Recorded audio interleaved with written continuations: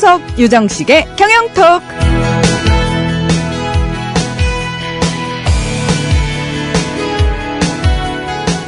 네, 매주 월요일 여러분을 찾아오는 시간 최동석, 유정식의 경영토크 시간이 돌아왔습니다. 오늘도 변함없이 두 분 나와주셨는데요. 안녕하세요. 안녕하세요. 최동석입니다. 네, 안녕하세요. 유정식입니다. 네, 지난주 저희가 게스트를 모시고 함께 했잖아요. 네. 네, 반응이 상당히 좋았어요. 예. 저한테만 좋았나요? 예, 여기저기 독일 청년이 다니엘이 너무 잘생겼다. 이런 반응이 많더라고요. 민정 아나운서가 필이 꽂혔다. 이런 예. 게 아는 사람들도 있던데. 예, 헛소문이고요. 자, 그러면 오늘 어떤 주제로 얘기할지 그 주제만 살짝 알려드리고 광고 듣고 오겠습니다. 네, 오늘은 평가제도. 네, 많은 사람들이 관심이 있어 하는 인사의 핵심적인 활동이죠. 평가제도를 없애라.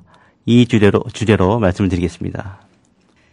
네, 여러분께서는 국민TV 라디오 최동석 유정식의 경영토크에 오셨습니다. 우리 미디어협동조합의 경영담당 이사이신 최동석 이사님, 그리고 우리 인퓨처 컨설팅의 유정식 대표님 함께하고 계신데요. 평가제도를 없애라. 참, 네. 꿈 같은 얘기네요. 늘 매번 느끼는 거지만. 꿈 같은 얘기라기보다 굉장히 과격하게 지금 들으실 것 같은데요. 사람들이. 도발적이죠, 아주. 예. 평가 없이 어떻게 직원들을 다루냐, 이렇게, 예. 그러니까 직원들 입장에서는요, 꿈 같은 얘기고요. 네. CEO 입장에서는, 그러겠죠. 지금 나한테 도전장을 내미는 거야? 예, 이런 의미겠네요. 네. 예, 아마 이 관리자분들, 청취자분들께서 관리자분들 계시면 아마 반발심이 아마 처음부터 들 것 같은 제목이거든요. 예. 예, 우리가 그동안 사실 거시적이고 약간 사회 비판적인 이야기를 중심으로 이 경영 토크를 이어갔지 않습니까? 네. 그래서 이번에는 좀 기업 안쪽으로 좀 깊숙이 들어와서 사람들이 관심 있어 하는 평소에 피부로 와닿는 그런 경영의 현상을 좀 이야기를 하고 비판하고 대안을 마련하는 작업을 이제 이야기를 할까 합니다. 첫 번째로 이제 평가 제도를 없애라가 되는데 근데요, 네. 이 평가 제도를 없애라. 사실 두 분이 하실 얘기는 아닌 것 같아요. 왜냐하면은 네. 유정식 대표님 CEO를 맡고 계시고 네. 우리 최동석 이사님은 경영 담당 이사시기 때문에 직원들에 대한 평가를 하셔야 되잖아요. 평가하는 입장에 있는데 네. 평가를 안 하겠다는 것이죠. 네. 그러면 저희들은 좋은 건가요? 굉장히 좋아질 겁니다. 저도 마찬가지입니다. 저도 네. 마찬가지고요. 요즘에 컨설팅을 이 평가 제도를 버려라. 이런 식으로 이제 컨설팅을 하고 있어요. 네.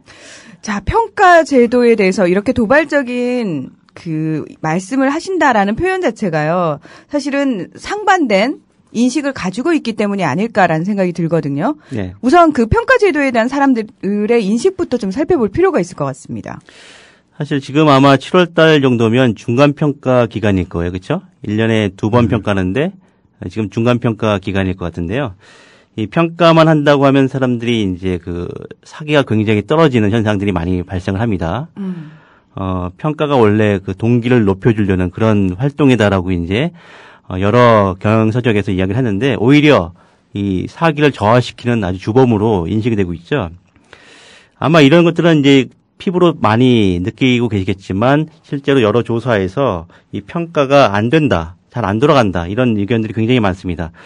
SHRM이라고 하는 미국의 어떤 인사 단체가 있습니다. 인사 관리 단체가 있는데 여기서 설문을 돌려보니까 90% 이상의 사람들이 잘 안 돌아간다. 이렇게 답했다고 해요. 그것도 잘 안 돌아간다라는 게 구체적으로 어떤 의미인가요? 평가가 굉장히 문제가 있다 이거죠. 예, 네. 평가가 원래 목적으로 하는 동기부여라든지 사람들의 역량 개발 이런 효과를 전혀 거두지 못하고 문제가 있다는 것인데 일반 직원들이 이야기한 게 아니라 인사 담당자들이 이렇게 이야기를 한 겁니다. 네. 그다음에 이제 추측으로 우리가 보통 평가를 잘 하려면 여러 가지 근거를 가지고 평가를 해야 되는데 그런 그렇죠. 거 없이 추측만으로 감으로 평가한다는 의견이 반 정도나 됐고요. 그다음에 또 이제 평가 시스템에 대해서 매우 만족한다라는 대답은 고작 5%에 불과했습니다. 굉장히 저조한 그런 평가죠. 이렇게 여러 사람들이 이 문제를 제기하고 있음에도 불구하고 평가는 계속되고 있거든요. 그렇죠. 예, 한번 생각을 해보죠. 우리가 이제 어떤 제품이 있어요. 근데 그 제품에 대해서 고객의 90% 이상의 사람들이 이제 문제를 제기합니다. 그러면 그 제품을 어떻게 해야 될까요? 폐기해야 되는 거 아닌가요? 상품성이 없잖아요. 예, 폐기하거나 다른 제품으로 대체하거나 해야 그렇죠. 되니까. 예, 그런 마케팅에서는 당연하게 생각하면서 이런 인사제도, 이 평가제도에 대한 불만이 이렇게 많은데도 아직까지 왜 평가제도를 유지하고 있는지 상당히 의문이죠. 네. 기업에서 제가 인사조직 관련된 강의를 하잖아요. 그러면 직원들이나 관리자들이 빠지지 않고 저한테 제기하는 질문이 있습니다. 그 질문이 뭐냐 하면 평가제도를 어떻게 해야 좋으냐 하는 거죠. 왜냐하면 지금 유정식 대표가 얘기한 대로 평가제도에 대한 불합리성, 불만, 이거 이상하다. 이런 사람들이 그렇게 많다는 거예요. 그래서 기업체 가서 강의하면 평가제도를 어떻게 하면 좋겠냐 이런 질문을 많이 한단 말이에요. 예를 들어서 뭐 KPI를 어떻게 잡는 게 좋으냐. KPI가 뭐냐면 Key Performance Indicator를 줄여서 KPI라고 그래요. 그러니까 KPI를 어떻게 설정하는 게 좋으냐. 뭐 이런 질문들을 많이 하거든요. 네. 그래서 평가는 무엇인가. 평가의 정의와 평가의 목적 등에서 우리가 한번 깊이 살펴볼 필요가 있습니다. 네, 예. 이렇게 지금 천덕꾸러기가 되어버린 듯한 평가제도. 사실 처음에 만들어질 때는 굉장히 좋은 의도를 가지고 만들어졌겠죠, 물론. 네. 좋은 의도로 만들어진 건 아닙니다. 아, 그런가요? 그러면. 예. 사실 이런 그 성과주의 인사평가 제도가 그 원류가 이제 미국인데요. 미국에서 미국식 성과주의 문화가 이렇게 들어온 건데 에드워드 롤러 교수라는 사람이 있습니다. 이 사람이 원래 성과평가, 성과주의에 대한 굉장히 신봉하는 사람이었어요. 이 사람이 우리나라의 어떤 기업에 설문을 돌렸다고 합니다. 그래서 그 설문 첫 번째 항목이 뭐였냐면 평가 제도를 언제 없앨 것이냐라고 물어봤다고요. 본인이 굉장히 예. 평가 제도를 신봉하시던 분이라면서요. 그렇죠. 원래부터 그렇게 신봉했던 사람인데 최근에 이 사람조차도 생각이 바뀌었다라는 걸 의미하는 거죠. 예, 롤러 교수는 원래 그 평가에서 네. 급여를 차등화해야 된다는 것을 주장하는 사람입니다. 그렇죠. 평가를 아주 세게 해서 차등을 하자 이런 식의 사람이었는데 이런 질문을 했다는 것 자체도 성과평가에 대한 평가제도에 대한 문제점을 많이 인식을 하고 있다라고 알 수가 있는 것이죠. 예, 우리가 평가의 목적을 여러 가지가 이제 있는데, 뭐, 역량을 개발시켜 준다라든지, 그 다음에 뭐, 동기부여를 한다든지, 뭐, 이렇게 성과 향상, 이렇게 이야기를 하고 있는데, 사실 알고 보면, 이 기업에서는 승진이나, 특히 이제 보상 쪽, 연봉을 어떻게 하면 차등으로 지급하느냐, 이 정도로만 굉장히 아주 협소하게 쓰고 있는 것이 사실이죠. 그렇죠. 그래서, 아까 기업체 가서 강의하다면 그 평가에 관한 질문을 많이 받는다 했는데요. 그 내용을 쭉 정리해 보면 평가를 어떻게 하느냐보다는 평가를 왜 하느냐를 먼저 생각해야 되는데 사람들은 그렇게 생각하지 않는다는 거죠. 그러니까 왜 평가하지? 이렇게 물어야 되는 거예요. 그렇죠. 그래서 왜를 3번만 물어가면 왜 평가를 하지 말아야 하는지가 나와요. 근데 사람들은 그 왜를 깊이 3번 질문하지 않기 때문에 그런 거예요. 그러니까 평가가 너무나 당연하다고 생각하고 있는 거죠. 네. 그래서 3번 정도 정직하게 평가에 대해서 질문하는 게 필요해요. 그래서 첫 번째 내 질문은 이거예요. 나한테 평가 제도를 바꿨으면 좋겠다. 어떻게 해야 되냐고 묻는 사람에게 내가 묻는 질문 첫 번째는 왜 평가를 하지? 라고 묻는 겁니다. 왜 평가를 하냐고 물어요. 그러면 급여를 차등 지급하기 위해서 그렇게 한다는 거죠. 또는 성과급을 공정하게 배분하기 위해서 그렇게 한다는 거예요. 그래서 내가 두 번째로 질문합니다. 그러면 왜 급여를 차등 지급하거나 성과급을 공정하게 배분해야 한다고 생각하지? 라고 묻는 거죠. 이에 대해서 대답은 간단해요. 직원들에게 잘한 사람과 일을 잘 못하는 사람을 구별해서 잘하는 사람에게는 더욱 인센티브를 주어서 일을 하려는 동기부여를 해야 된다. 그렇게 대답하죠. 그러면 세 번째 질문은 아주 더 간단해져. 왜 직원들에게 동기부여를 하려고 하느냐 하는 거예요. 마지막 질문입니다. 네, 우리가 항상 결론에 도달하는 부분이 이 부분이잖아요. 그렇죠. 왜 동기부여 하려고 하는 거지? 네. 그냥 조직의 생산성을 높이기 위해서라는 거예요. 마지막 대답이에요. 결국은 생산성을 높이기 위해서. 네. 자, 그런데 그러면 평가를 하는 이유는 조직의 생산성을 높이려고 한다는 결론이잖아요. 그렇죠. 그래서 평가를 하니까 생산성이 올라가느냐? 네, 마지막 질문이야. 예. 올라갑니까? 안 올라가니까 고민들이 많겠죠. 예. 그래서 지금 앞에 유정식 대표가 처음에 모두에 얘기한 대로 평가 제도가 잘 돌아가지도 않고 이 문제가 많고 불만족한단 말이에요. 불만족한 사람이 생산성을 높일 수 없잖아요. 그러니까 평가를 하면 생산성이 높아지지 않는다는 거예요. 예, 결국 이제 평가 제도를 버려야 된다라는 답이 나올 수 있는 것이죠. 아니요, 잠깐만요. 네. 사실은요, 그냥 대충 뚝딱뚝딱 만든 제도가 아닌 이상, 네. 분명히 정말, 소위 말해서 전문가라는 사람들이 머리를 맞대고요, 최대의 효율성을 끌어내기 위해서 만들었을 거란 말이죠. 네. 그렇다면은, 버려야 할 정도로 이 평가 제도가 실패로 돌아갈 수밖에 없는 이유가 있을 거 아닙니까? 그렇죠. 사실 이 평가 제도는 사람의 심리, 직원들의 심리를 무시한 상태에서 그냥 이렇게 하면 이렇게 할 것이다라고 간주해서 만들어진 게 상당히 많죠. 인간의 심리를 이해하지 못한 상태에서 만들어낸 겁니다. 뭐 여러 그 조사가 있는데 이 교수들 있잖아요, 대학 교수들. 네. 대학 교수들한테 설문조사를 던져보면 본인의 이 강의 능력이 다들 높다라고 얘기합니다. 에이. 예, 95% 이상이 다 평균 이상이다. 자기는 강의를 잘한다고 예. 믿고 있는 거예요, 스스로. 근데 다들. 요즘은 우리 학생들도 교수님들 강의 평가하잖아요. 예. 그런데도 불구하고 본인은 95% 이상이 다 잘한다. 저희가 그 교수님들 강의 들으면서 느낀 게 딱 하나 있죠. 많이 아는 것과 강의를 잘하는 건 다른 거다. 네. 예. 이렇게 어떤 그 자신감 착각이라고 하는데 이런 것들이 굉장히 많습니다. 그래서 직원들도 이제 질문을 던져보면 직원들의 80% 이상이 본인들은 상위 20%에 해당된다라고 생각을 해요. 아, 일을 잘하는 거에 있어서요? 예. 그렇죠. 착각은 자유죠. 예. 이렇게 이제 본인들은 다 남들보다 다 잘났다고 생각을 하는 경향이 있습니다. 솔직하게 나는 평균 이하다. 이렇게 말하는 직원은 상당히 적죠. 아, 네, 그렇겠네요. 나는 일을 참 못해라고 생각하면서 일을 하는 사람들은 주위에서 거의 찾아본 적이 없는 것 같아요. 예, 없습니다. 다 자기는 잘하고 있다고 생각하고 자기는 있습니다. 잘하고 상사는 참 못해요. 일도 안 그렇죠. 하고. 네. 예, 늘 그렇게 평가를 하죠. 자, 그래서 그렇다면은 우리의 논리에 의하면 평가가 생산성을 높인다는 결론을 내릴 수 있어야 하는데 우리 현실은 그렇지 않다는 거죠. 그래서 우리의 현실에서 과연 평가가 조직의 생산성을 높이는가 이걸 따져볼 필요가 있어요. 거의 모든 사람들의 대답은 평가가 생산성을 높이는 게 아니라 오히려 생산성을 떨어뜨린다는 데 있어요. 그 평가하는 시즌만 되면 사람들이 스스로 살살 몸조심을 하고 긴장을 하고 그러죠.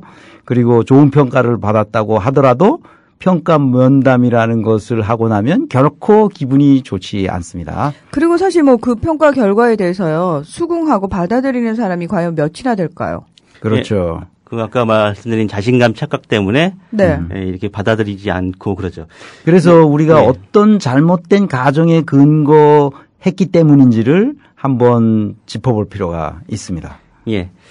그 여러 가지 뭐 그 평가 제도가 잘못된 가정 위에서 수립됐기 때문에 문제가 계속 끊이지 않고 나오고 있는 것인데요. 근데요, 네. 유 대표님, 우리가 네. 잠깐 거기 잘못된 가정을 넘어가기 전에 아까 하던 얘기 중에서 저는 궁금했던 게 그러면은 이 평가가 실패할 수밖에 없는 이유가 단순히 정말 많은 사람들이 스스로 굉장히 잘한다라고 착각하기 때문인가, 단순히 그 이유밖에 없는 것인가에 의문이 들거든요. 예. 뭐 그런 그 평가가 본인이 평가 결과가 나오면 그걸 수긍할 수 없는 이유가 바로 다들 본인들은 잘났다라고 생각을 하기 때문이다라는 것이죠. 대부분의 사람들이. 대개의 예. 경우 자기 자신에게는 관대하고요. 타인에게는 엄격하거든요. 이게 일반적인 인간의 속성인데 사실 이것을 뒤집어지기가 굉장히 어렵죠. 예. 아까 좀 말씀드리려고 했다가 지금 못 드렸는데 이 작년인가요? 재작년인가요? 그 MBC에서 신입사원이라는 프로그램을 한 거 기억하십니까? 아, 벌써 한 2년 전 프로그램 같은데요. 예. 예, 거기에 뭐냐면 이제 아나운서를 선발하는 거죠. 네. 예, 사람들이 지원하면 사실 제가 그 프로그램 보면서 약간 좀 불편해졌습니다. 왜요? 솔직히 거기 나와서 이제 본인이 아나운서 꿈이고 해야만 하는 이유 여러 가지 이야기하면서 눈물을 흘리는 분들도 계시더라고요. 그다음에 아나운서의 어떤 그 능력이랄까 자질 이런 게 보이지 않는 분들도 그렇게 그런 모습을 보이고 하는 거 보니까 제가 이런 말씀드리면 또 이제 욕하실 분들 계시는데 본인의 어떤 능력을 과대하게 평가하는 분들이 상당히 많다라는 느낌을 전 사실 솔직히 받은 측면이 있습니다. 그러니까 사실 누가 봐도 네. 저 사람은 좀 아나운서가 되기 힘들 것 같은데 네. 무슨 자신감으로 저길 나왔지라는 생각을 하셨다는 말씀이신 거죠? 예. 그거 보고서 이제 자신감 착각이 굉장히 일반적인 현상이구나라는 생각도 많이 들더라고요. 그래요. 그래서 이제 평가가 생산성을 높인다는 증거가 어디에도 없다고 우리가 지금 얘기하고 있잖아요. 네. 그래서 평가가 오히려 생산성을 떨어뜨린다. 많은 사람들이 착각하는 것은 개인 성과를 자극하고 평가를 통해서 자극하면 조직 성과가 향상된다고 믿고 있는데 이거는 허구라는 거죠. 그래서 거의 모든 연구에서 오히려 평가는 학습을 방해하고 성과를 높이 창출해 가는 데 있어서 장애물이 된다. 평가가. 이렇게 연구 결과들이 나오고 있어요. 그런데도 불구하고 전통적인 평가를 우리는 지금 계속하고 있잖아요. 그래서 어째서 이런 일이 이렇게 멍청한 일이 계속 벌어지고 있을까. 그 평가의 본질에 대해서 이해가 매우 부족하기 때문에 그래요. 그 평가의 본질을 이해하지 못하는 것은 평생 평가를 받아왔고 또 평가를 해왔기 때문에 평가가 없이는 세상이 굴러가지 못한다고 생각하는 것 때문에 그래요. 아주 이게 무서운 고정관념이죠. 야, 저희가요, 사실은 굉장히 의외의 얘기들을 지금 하고 있는 겁니다. 왜냐하면은 평가제도의 문제가 실패할 수밖에 없는 이유가 사실은 평가를 하는 사람이나 기준에 문제가 있을 거라고 생각을 했더니만 그게 아니라 오히려 평가를 받는 사람들의 자신감 착각이라는 이유가 도사리고 있었고 네. 그리고 거기에 또 하나 개인의 성과를 어떤 자극을 하게 되면은 뭐 어차피 개인이 모여서 조직을 구성을 하는 거니까요. 개개인을 계속해서 자극을 시키면은 전체적으로 조직 성과가 올라갈 것이다라고 생각을 했는데 그것 자체가 잘못된 것이다. 착각이죠. 그래서 이런 성과주의 문화가 그러니까 이렇게 개인 성과를 자극하면 조직 성과가 높아진다라는 그런 생각이 있지 않습니까? 이게 네. 90년대 초에 유행을 했는데요.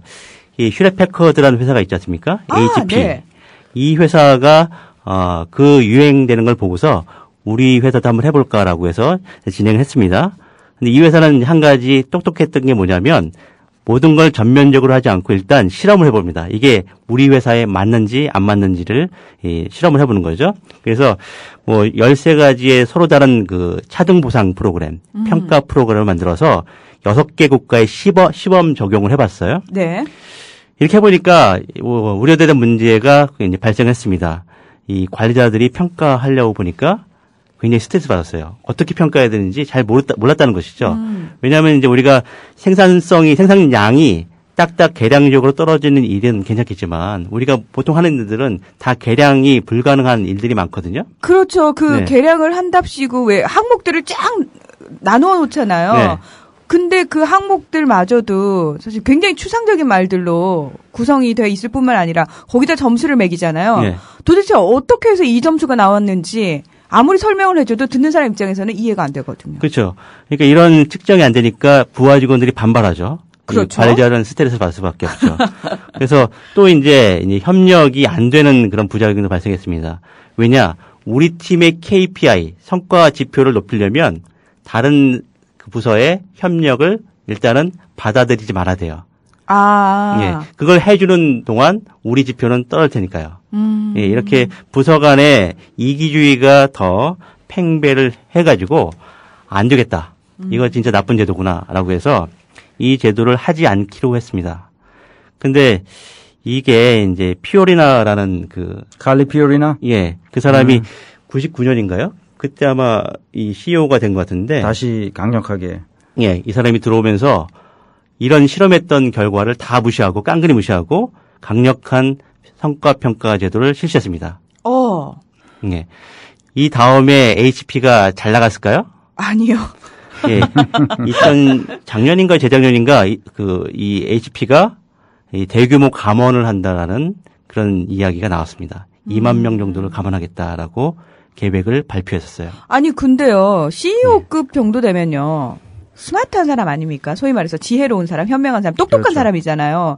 그러면 분명히 이전에 실패의 케이스들이 존재를 하고 그게 버젓이 눈에 보이는데 그걸 또다시 시행했다는 것 자체가 작정을 하고 내가 회사를 말아먹겠다라고 생각을 하지 않는 이상 어떻게 이게 가능할지. 그러니까 이게 깡다고 있는 거죠. 깡다고 있는 CEO들 많습니다. 네. 아니 근데 저는요 지금 얘기를 계속 들으면서 자꾸 무언가 하고 오버랩이 되는 부분이 있는데 뭐냐면은 학생들을 상대로 일제고사하는 거 있잖아요. 여기 그래도 잼뱅이님이 지금 그걸 올렸어요. 네. 그러니까 저도 계속 그 생각을 했어요. 그렇다면 초등학생들 일제고사 같이 학생들을 집단적으로 평가하는 것도 마찬가지인가요? 마찬가지입니다. 이거 아주 우둔한 짓이고 어리석은 방법입니다. 그러니까 이 일제평가, 일제고사 같은 경우에는 목적이 그거예요. 학생들의 학력 수준을 알아보겠다라는 이유거든요. 네. 네. 그래서 어쩌라고. 그래서 거기에 맞게 교육과정을 다시 뭐 수정을 하든지 굉장히 의도는 좋습니다. 내가 볼 때는 의도가 안 좋습니다. 의도가 불순합니다. 이게 일제고사는 일제의 잔재야 그야말로. 그래요? 예. 그 일제가 그 일제인가요? 그 일제. 말도 안 되는 짓을 지금 교육부가 하고 있는 겁니다. 네. 이게 나하고 교육부 누가 교육학자가 이거 찬성하는 교육학자가 있으면 나하고 같이 한번 공개 토론을 했으면 좋겠어요. 이거 재밌겠는데요?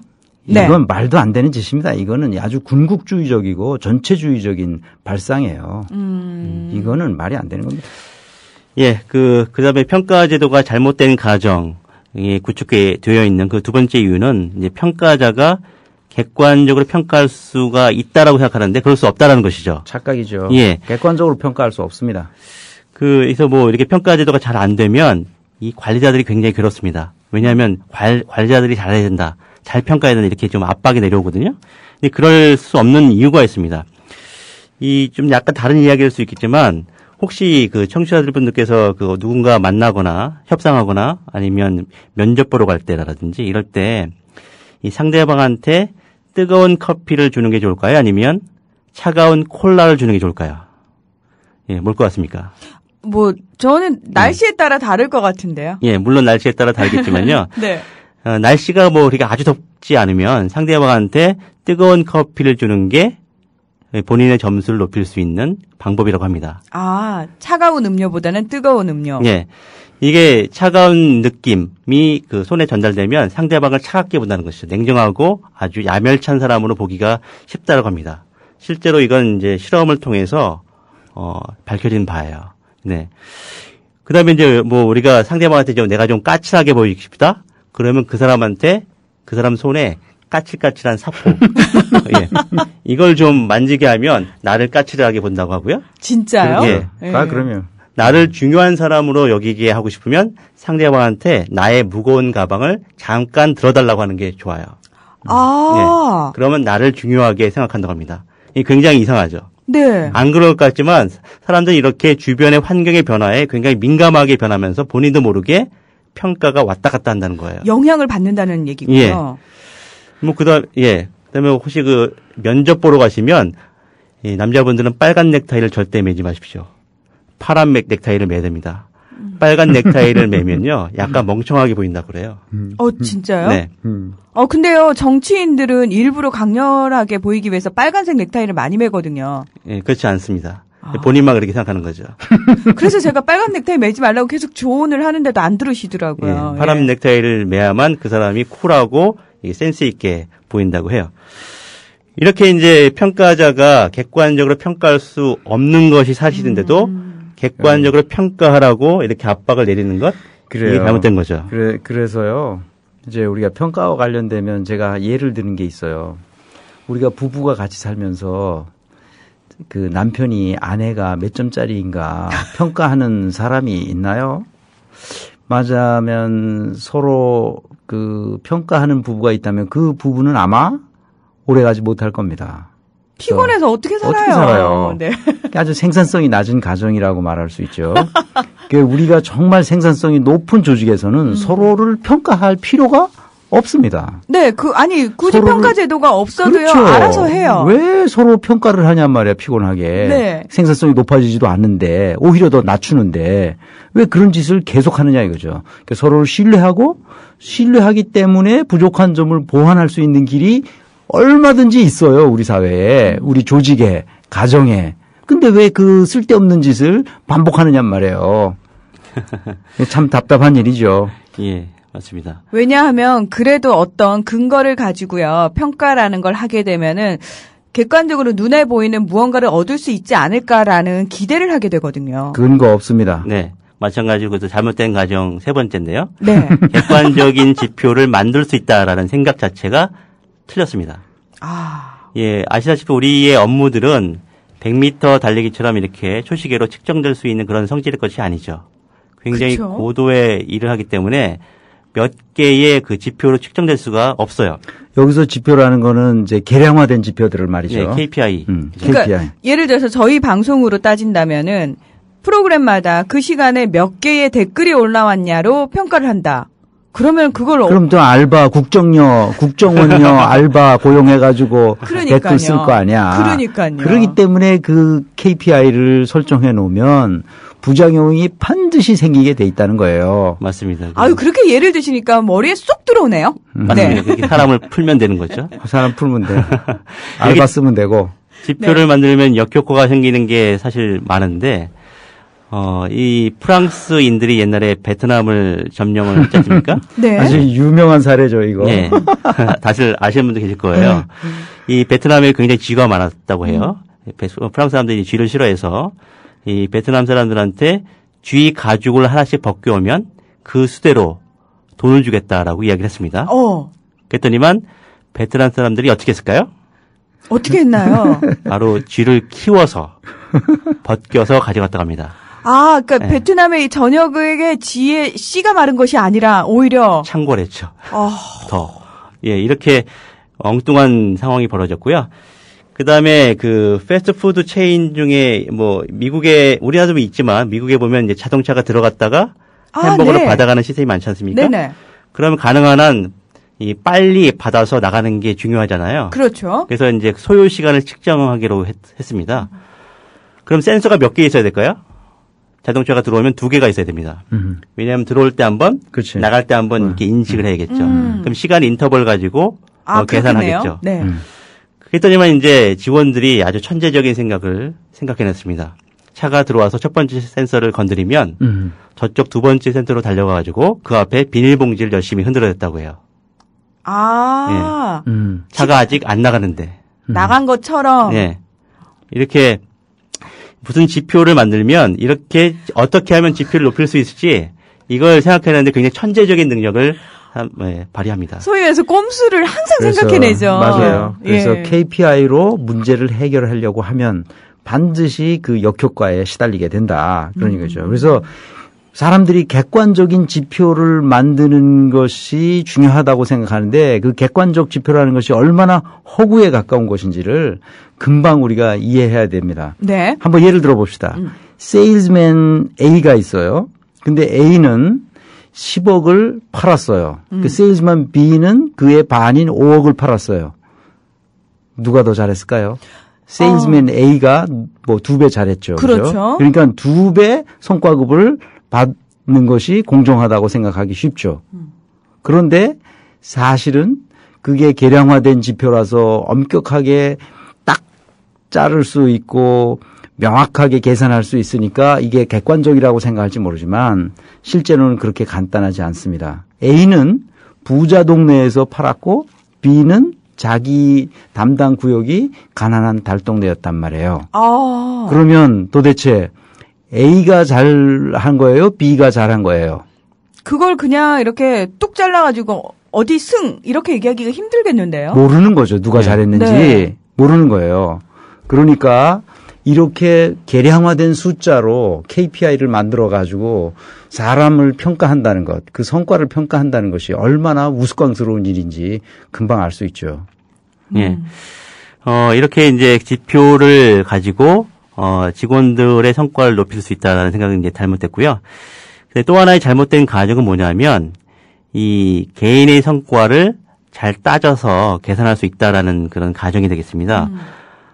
이게 뭐냐면 이제 우리가 어떤 조직에 있으면 조직이 나한테 주는 어떤 그 이득이 있을 거예요. 내가 네. 이런 성과를 달성하는 게 나 혼자만 잘나는 게 아니라, 잘나서 되는 게 아니라 조직의 도움을 분명히 받고 있거든요. 그래서 그런 조직의 도움하고 이 개인이 잘한 면하고 이걸 딱 잘라서 잘 발라낼 수 있다라는 생각을 가지고 있습니다. 평가제를 만들 때요. 그러니까 오로지 개인, 그러니까 회사가 어떻게 영향을 주느냐는 배제를 한 상태에서 네. 개인의 역량만을 평가할 수 있다라고 생각을 한다는 예. 거죠. 이 생각은 굉장히 틀린 생각인데요. 특히 본인이 뭐 일 좀 잘한다 이렇게 이야기를 하는 사람들이 이런 생각을 많이 가지고 있어요. 그러니까 내가 어디든 가도 잘한다. 에이, 그건 아니에요. 예. 분명히 조직의 도움을 받고 있거든요. 그렇죠. 네. 예, 맞습니다. 말이 안 되는 얘기예요. 이런 것들이 이제 잘못됐다는 얘기를 갖다가 에드워드 데밍이라는 사람, 이 사람이 품질 관리의 대가입니다. 그래서 데밍 상이 있을 정도로 유명한 사람인데 이 사람은 조직과 환경의 영향을 빼고 개인의 성과만을 발라내서 평가할 수 있다? 이건 불가능이다. 이렇게 이야기를 했습니다. 불가능한 일이죠. 네. 왜냐하면 모든 것은 서로 연결되어 있거든요. 서로 근데 영향을 주고받는 거죠. 그렇죠. 예. 그래서 개인의 성과를 발라내는 것은 근본적으로 불가능합니다. 그래서 개인에게를 평가해서 개인에게 포상한다든지 개인에게 성과급을 차등한다든지 하는 것은 사실상 그 쓸데없는 짓이고요. 왜냐하면 협력 없이 이루어지는 성과라는 게 없기 때문에 그래요. 네, 가장 간단하게 그냥 말씀을 드리면은, 그러니까 문희정이라는 사람이 미디어 협동조합 형태의 국민 TV에서 방송을 하고 있기 때문에 사실 굉장히 도움을 받는 부분이 많습니다. 그러니까 네. 저의 자유로운 방송 태도라든지 어떤 성향 같은 것들을 국민 TV는 전혀 제재를 안 하거든요. 근데 예를 들어서 제가 굉장히 그런 제재가 많은 곳에 간다. 그러면 지금과 똑같은 방송을 할 수 있을까? 저는 아니라고 생각을 하거든요. 네. 네. 맞아요. 댓글 하나 소개할게요. 예. 느닷없나요? 예. 네. 유병진 님이 4분 전에 반면에 평가가 전혀 없으면 근로자들의 일을 더 가벼이 여기지는 않을까요? 그럼 전반적인 생산성이 떨어지지는 않을까요? 이런 질문을 했어요. 어떻게 생각하세요? 저는 사실 그 외부적인 제재가 있고 없고에 따라서 생산성이, 그러니까 누군가가 더 많이 엄격하게 관리 감독을 하면 일을 더 그래도 잘할 것이고 그게 없으면 완전히 풀어질 거라고 생각하는 요게 틀렸다라고 생각을 하는데요. 그렇죠. 네, 맞습니다. 그러니까 일단은 제 경우부터 말씀을 드리면은 여기서는 누가 너 일을 더 열심히 해야 되고 너 토요일도 나와서 거리 홍보를 해야 되고 아무도 제재하지 않습니다. 그럼에도 불구하고 내가 필요하다고 생각되면 하는 거거든요. 그러니까 네. 일단 저부터도 만약에 근데 제가 열심히 하려고 하는데 갑자기 위에서 압력이 내려오는 거죠. 왜 일을 더 열심히 안 하십니까? 토요일, 일요일도 없이 일을 해야 된다는 마음가짐을 일해야 되지 않습니까? 라고 만약에 나온다면 저 갑자기 반발심 생겨서 예. 안 하게 싫은데요? 되죠. 싫은데요? 왜요? 지금 방 청소하려고 그러는데 엄마가 야, 너 방 청소해? 이러면 공부하려고 막 앉았는데 예. 너 공부 안 하고 뭐해? 그렇죠. 아니 내버려둬도 내가 필요하면 한다고요. 그러니까요. 예. 예, 기본적으로 이제 직원들을 그렇게 본다는 건 애로 보는 거죠. 그러니까요. 굉장히 이건 자존심 상하는 일이에요. 그 다 직장 생활을 하는 사람 다 성인이잖아요. 네. 자기 집에서 다 누구도 시키지 않아도 자기 역할을 다 하거든요. 하죠. 그런데 직장에 나오면 꼭 상사의 지시와 명령에 따라서 하는 사람으로 어린아이로 돌아가는 이 시스템이 그렇죠. 우리나라에 지금 이게 보편화돼 있죠. 이게 문제인 거예요. 저는 그 평가와 경쟁에 중독돼 있다라고 이렇게 표현을 좀 그렇죠. 하는데요. 네, 예, 네. 그게 없으면 뭔가 네. 안 될 것 같은 스스로도 불안감이 생기는 겁니다. 그렇죠. 맞아요. 직원들도. 예. 네. 근데 가만히 보면 어떤 분야에서는 말씀하신 것처럼 굳이 강제하지 않아도 알아서 다 잘하시거든요. 그럼 다 자기 역할을. 잘하죠. 예. 근데 왜 그걸 꼭 강제의 틀 속에 집어넣고 누군가의 명령과 통제에 의해서 움직이도록 만들려고 하는지 아주 근본적인 우리 발상의 전환이 우리 사회에 일어나야 됩니다. 다른 공간에서는 자유로운 나지만 이상하게 회사에만 오면은 나의 자율성은 싹 없어지고 마치 회사는 그런 관리 감독이 없으면 돌아가지 않는 곳이라는 누가 우리 머릿속에 그걸 넣어놨을까요? 예, 그 그러니까요. 잘못된 생각이 지금 자리잡고 있죠. 예, 제가 이 여기 가끔 이렇게 댓글을 달아주시는 분인데요. 해란강님. 그 평가를 없애면 사원들의 진급은 어떤 기준으로 해야 할까요? 공무원식의 연공서열 제도는 더 문제가 있지 않나요? 모든 직원에게 동일한 임금을 준다는 전제가 아닌 한 이런 질문이에요. 네. 어떤 생각이 있으신가요? 평가를 없애온 사원들은 왜 진급을 평가를 통해서 해야 되냐 말이야. 그렇죠. 아니, 그렇죠. 그러니까 뭔가 평가 없으면 안 될 것 같은 생각을 계속 하고 있는 거거든요. 근데 아마 경영 토크를 이게 꾸준히 들으셨던 분들은 여기서 바로 그 예전에 들었던 경영 토크를 떠올리시면 이 해답을 바로 찾을 수 있어요. 아, 그래요? 네. 네. 그러니까 우리는 진급이 너무 당연한 거고 네. 이렇게 계층 구조가 상당히 당연하다고 받아들이고 그렇죠. 있잖아요. 하지만 네. 늘 말씀드리지만 역할만 다를 뿐이지 계층 구조는 없어져야 되는 의미가 거죠. 없습니다. 그렇죠. 의미가 없습니다. 네. 진급한다는 것도 의미가 없습니다. 그렇죠. 승진이 의미가 없습니다. 그렇죠. 그런 의미 없는 활동을 위해서 이 평가가 도구로서 전락을 해버리는 거, 이 과연 우리가 맞냐 이거죠. 그러니까 예. 승진한다는 것, 성과급을 조금 더 낸다는 것, 이것은 다 당근으로 작용하는 거거든요. 그러니까 미국 경영의 특징은 당근과 채찍으로 사람을 쪼겠다는 거거든요. 그렇죠. 네. 그래서 성과를 더 높이 만들겠다는 거거든요. 그건 짐승에게만 가능한 방식이지 네. 영혼이 있는 인간에게 그런 당근과 채찍으로 사람들을 동기부여하려는 방식은 옳은 방식이 아닙니다. 근데 왜 미국 경영학은 이런 것을 한 100여 년 동안 계속 반복하고 있을까요? 근데 이게 미국 문화예요. 예. 문제입니다. 분명히 이제 평가를 안 하면요. 농땡이 치는 사람들이 있겠죠. 분명 이제 무임승차자가 있습니다. 예, 그런 사람들은 사실 어떻게 보면 극소수거든요. 근데요, 예. 대표님, 평가를 안 하면 그런 무임승차자가 생긴다? 저는 소위 말해서 평가를 하더라도 그들은 눈속임을 네. 할 뿐이지 여전히 무임승차를 할 거라고 생각을 해요. 그러니까 평가를 하든 안 하든 그 사람들은 이제 그냥 여전히 네, 예, 그렇죠. 그런 사람들이죠. 네. 근데 그런 사람들 몇 명을 갖다가 좀 벌을 주기 위해서 일 잘하고 있는 사람들, 자발적으로 하고 있는 사람들을 괴롭힌다는 게 바로 평가제도의 잘못된 면 중에 하나입니다. 네.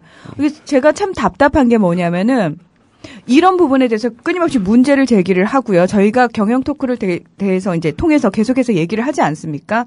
근데 많은 사람들이 머리로는 이해를 합니다. 근데 그게 가슴으로 받아들여져서 실천으로 나오기까지는 얼마만큼의 시간이 더 걸려야 할까가 답답한 게 참 많습니다. 그렇죠. 계속 경영 토크를 듣다 보면 우리의 새로운 세계가 신세계가 경영에 관한 새로운 세계가 여러분 머릿속에 열리게 될 것이고요. 그렇게 되면 서서히 실천하는 여러분의 모습도 이제 보시게 될 겁니다. 저희가 충분히 이제 쇠뇌를 시켜야겠죠. 사람들한테. 네. 예. 그래서 또 잘못된 가정들이 아직도 더 많이 있죠? 예, 여러 가지가 네. 있습니다. 사실 뭐 계속 말씀드려 보면 우리가 보통 직원들을 평가할 때 S, A, B, C, D 이렇게 5등급으로 많이 평가를 합니다. 네. 그렇죠? 약간씩 뭐 다르겠지만요. 이 자체가 의미가 없다라는 것이죠. 예. 왜냐하면 우리가 그 채용을 할 때 보통 우리가 채용 실력이 우리가 기업에서 채용을 잘 한다 그러면 못해도 그래도 한 평균 이상은 다 뽑을 거예요. 그렇죠. 예. 왜냐하면은 그 정도 실력 안 되면 안 뽑을 거잖아요. 예. 그러면. 그죠. 네. 근데 그 우리가 이 역량은 크게 변하지 않는다라고 우리가 말씀드렸지 않습니까? 네. 예. 그렇다면 그 뽑았을 때 평균 이상인 역량이 계속적으로 가는 게 맞는 것이지 다시 그걸 정규분포의 그 종모양 그래프죠?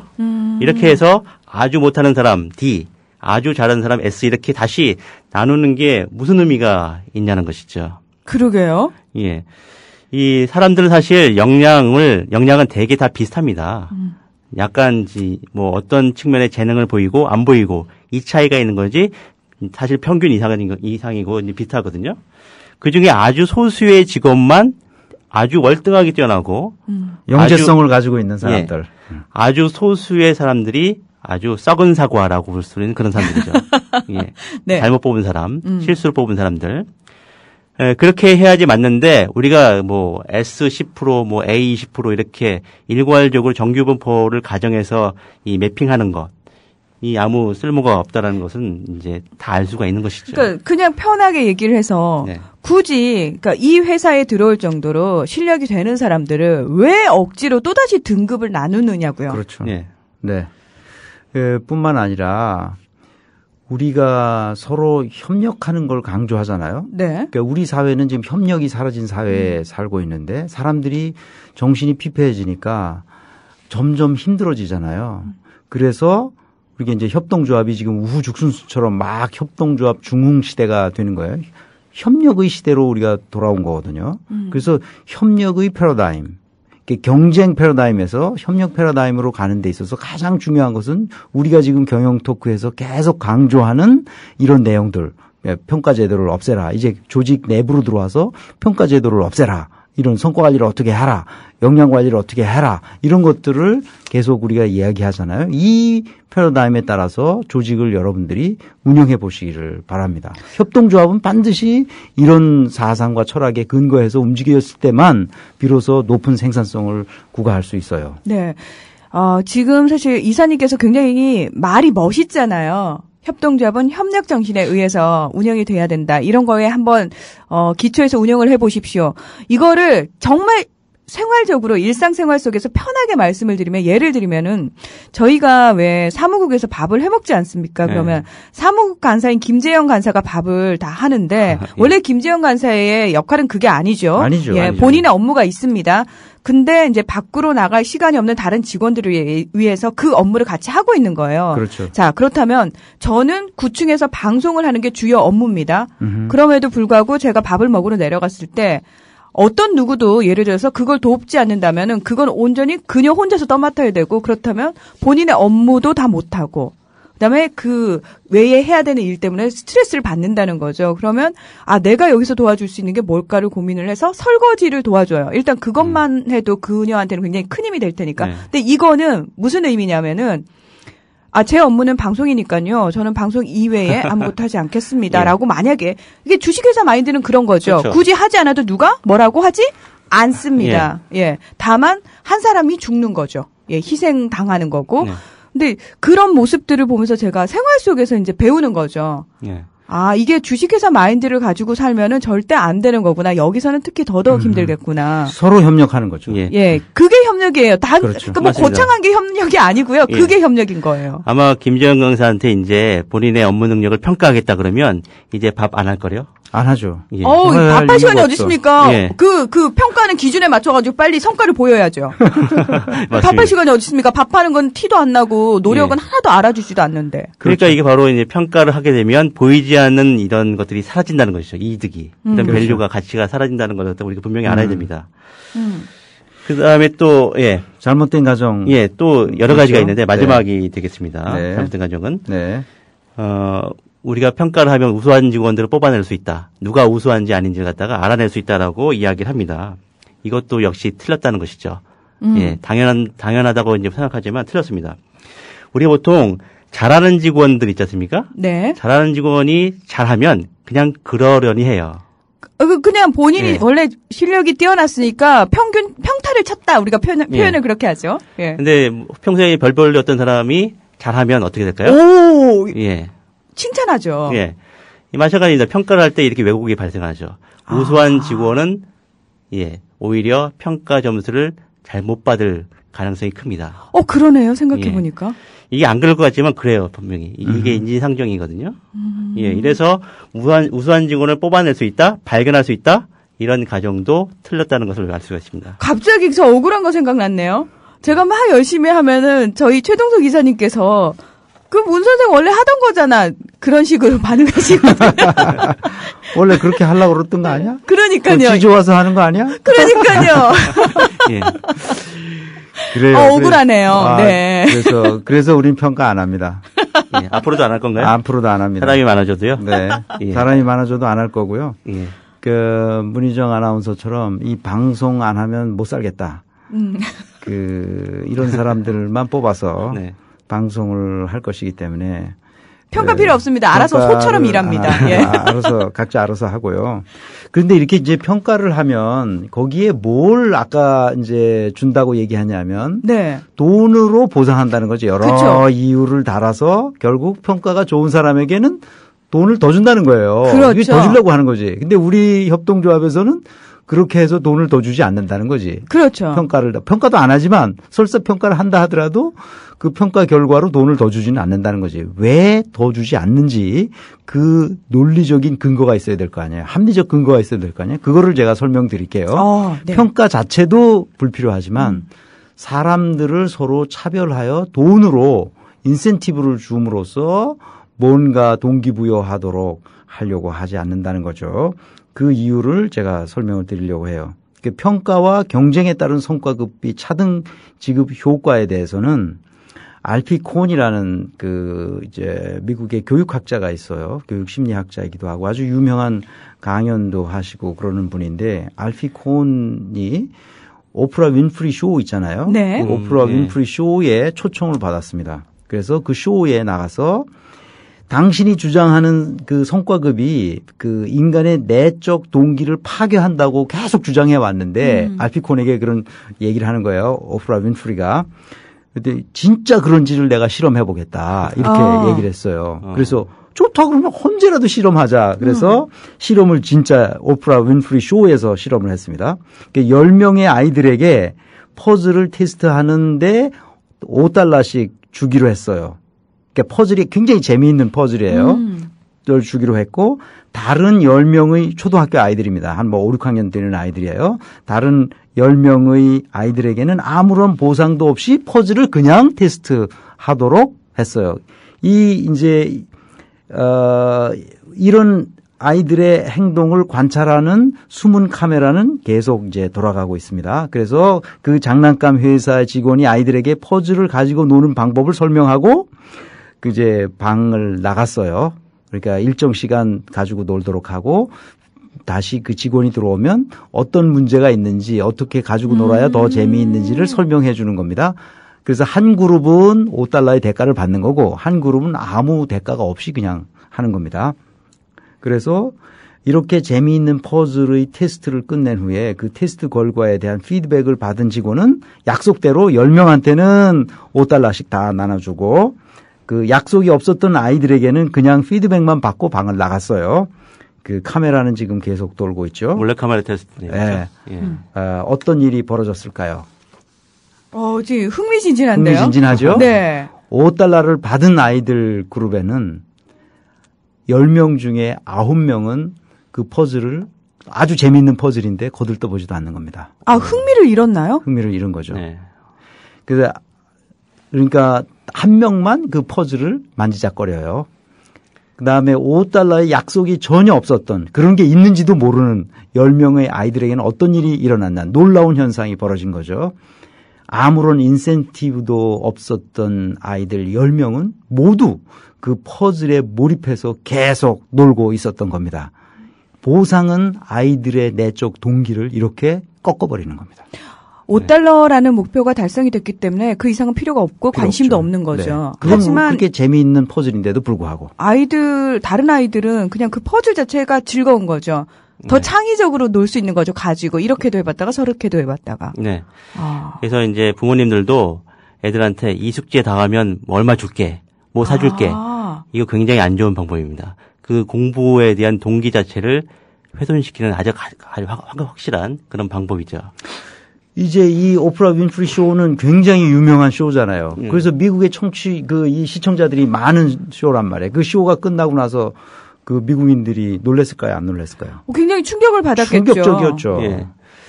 충격적이었습니다. 그래서 이 돈으로 사람의 동기를 자극한다는 것은 이건 잘못된 방식이로구나 하는 것을 사람들에게 많이 알려줬어요. 그런데 이것을 받아들이지 않는 곳이 있죠. 어디냐? 월스트리트입니다. 거기면 돈이면 다 거긴 되는데. 돈이면 모든 것을 다 동기부여할 수 있다고 생각하는 놈들이 모인 곳이죠. 그래서 그들이 2008년에 저지른 일이 세계 금융 위기죠. 예, 전 세계를 악의 구렁텅이에 빠뜨려놓고 자기네들은 또 성과급 챙겨서 떠났더라고요. 그러니까요. 예. 이렇게 알피콘이 이런 실험까지 했는데도 불구하고 전혀 이 알피콘을 오히려 욕하는 사람들이 많죠. 많죠. 예. 네. 큰일 났다. 이거 뭐 애들이니까 이렇다라고 이제 폄하하는 그런 사람들이 많습니다. 이렇게 우리가 보통 직원들을 평가하는 이유가 아까 말씀드렸듯이 직원을 애로 보기 때문에 그렇거든요. 당근과 채찍을 주면 된다라는 그런 식의 이야기인데 그런 이론을 갖다 우리 X 이론이라고 얘기를 해요. 이 더글라스 맥그리거라는 사람이 이야기했는데 오래전에 얘기했습니다. 1950년대 이런 얘기가 나왔고요. 그와 반대되는 이론이 Y 이론이에요. 이 이론에서는 직원들은 동기가 충만한 그 자체로 충만한 성인이다. 그래서 자율과 책임을 그럼요. 강조해야 된다라는 게 그럼요. Y 이론입니다. 그래서 우리가 사람들을 바라보는 관점이거든요. 사람을 뭘로 볼 것인가. 영혼이 있는 실존적 존재로 볼 것인가 하는 여부입니다. 그래서 X 이론이 아니라 Y 이론으로 서 있을 때 우리는 생산성을 높일 수 있어요. 그래서 그렇다면 Y 이론에 그 맥그리거로 말하면 Y 이론이고 제 얘기로 하면 인간에겐 영혼이 있다는 거죠. 그렇다면 어떻게 할 것인가. 결론은 평가 제도를 없애라는 겁니다. 그리고 나서 평가자와 평가 대상자가 서로 얼굴을 맞대고 코칭할 수 있도록 해라. 서로 뭐가 앞으로 더 잘하려면 우리가 어떻게 해야 되냐. 이런 것을 서로 논의할 수 있도록 해라. 코칭은 상대방에 대한 무한한 신뢰를 바탕으로 그의 장래를 위해서 그가 가진 잠재력을 마음껏 발휘할 수 있도록 돕는 행위잖아요. 그러니까 평가 제도를 없애고 직장 내에 곧 코칭의 장이 되도록 그렇게 만들어야 된다는 거죠. 이것이 가능한 것은 아까 말씀드린 대로 인간에게는 영혼의 능력이 있기 때문이에요. 그 영혼의 능력이 무엇인지를 잘 이해해야 되는데 그러니까 옳고 그른 것, 그다음에 선하고 악한 것, 아름답고 추한 것을 분별할 수 있는 인간 본연의 속성이거든요. 이 속성이 인간에게 있기 때문에 우리가 평가제도 없이도 높은 생산성을 올릴 수 있는 조직을 만들 수 있다는 거죠. 예, 이렇게 우리가 그 관리자들은 평가를 하지 말고 코칭을 해야 된다 이렇게 말씀을 드리면 그러면 어떻게 해야 코칭할 수 있냐 이런 말씀을 하세요. 이 이야기는 이제 다음 기회에 예, 아마 할 시간이 있을 것 같고요. 네. 네, 코칭은 또 하나의 중요한 영역이지 않습니까? 네. 이렇게 평가 없이도 그러면 잘 되는 회사가 있느냐 이렇게 또 말씀을 하실 것 같은데요. 그렇죠. 이제 네. 그렇습니다. 인간의 의심이 많기 때문에 일단 눈앞에 좀 보여주면은 되네? 라는. 예. 예. 미국의 맨스웨어 하우스라는 회사가 있는데요. 이 회사는 오히려 혼자 독보적으로 그 뛰어난 실적을 보이는 직원이 있으면 네. 그 사람을 이제 승진시키거나 보상을 더 주는 게 아니라요. 그 사람을 해고합니다. 아니 왜 일 잘하는 사람을 왜요? 처음에는 경고를 줘요. 혼자 독보적인 성과를 내지 말아라라고 몇 번 경고를 준 다음에 그다음에 그것도 지키지 않으면 해고를 합니다. 왜 그러냐면 이게 팀플레이라는 거죠. 혼자 만약에 이 회사가 그 의류를 판매하는 업체거든요. 혼자 성과를 냈다는 얘기는 다른 사람한테 돌아갈 성과를 혼자 독차지한다는 거예요. 팀플레이를 하지 않는 사람입니다. 그래서 이기적이다. 네, 그래서 잘라버리는 겁니다. 여러 가지 또 글렌로이 의약품, 그러니까 글렌로이라는 회사가 있는데 이 회사도 사장을 비롯한 모든 직원의 평가를 없애버리고 성과급도 없애버렸어요. 그런데도 불구하고 이 회사는 현재 알짜 기업으로 잘 나가고 있습니다. 예. 오케이.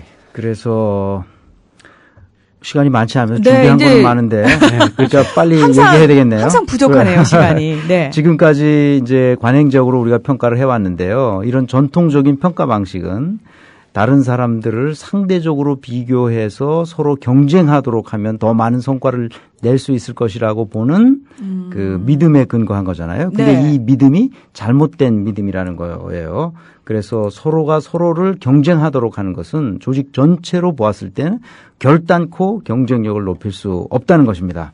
그래서 서로 협력하도록 했을 때 경쟁력을 높일 수 있다는 사실을 우리가 평가 제도를 통해서 확실히 알아야 되겠습니다. 네. 그다음에 이 평가를 없애고 그 뭐가 되느냐 이렇게 또 질문을 하실 건데 시간이 없으니까 일단 짧게 말씀드리고 다음 시간에 아마 구체적으로 이제 얘기를 해야 될 것 같아요. 이 평가를 없애고 나서 이제 우리가 해야 될 건 뭐냐면 피드백입니다. 예, 1년에 한 번 평가해서 피드백하는 게 아니라 수시로 그 사람이 잘한 것 못한 것 있으면 계속해서 피드백을 해줘야 되는 게 맞거든요. 우리가 이제 애를 키울 때 어떻습니까? 1년에 한 번 피드백하지 않지 않습니까? 그렇죠. 수시로 피드백을 하죠. 예, 마찬가지죠. 직원들도 그렇게 수시로 피드백해서 본인의 어떤 성과를 창출할 수 있도록 도와주는 것이 바로 대안이 되겠습니다. 많은 분들이 우리 사장님이 안 들으면 소용이 없어요라고 생각을 하시는데요. 일단 본인의 삶 속에서 조금씩 실천을 해보신다면 달라지지 않을까 그런 기대를 갖게 하는 시간이 아니었나 싶습니다. 자, 오늘도 미디어 협동조합의 최동석 이사님 고맙습니다. 감사합니다. 네, 인퓨처 컨설팅의 유정식 대표님 고맙습니다. 고맙습니다. 네. 자, 평가 제도를 없애라 라는 도발적인 주제로 얘기 나눠본 경영토크. 오늘은 여기까지고요. 저희는 다음 주 월요일 다시 찾아오겠습니다.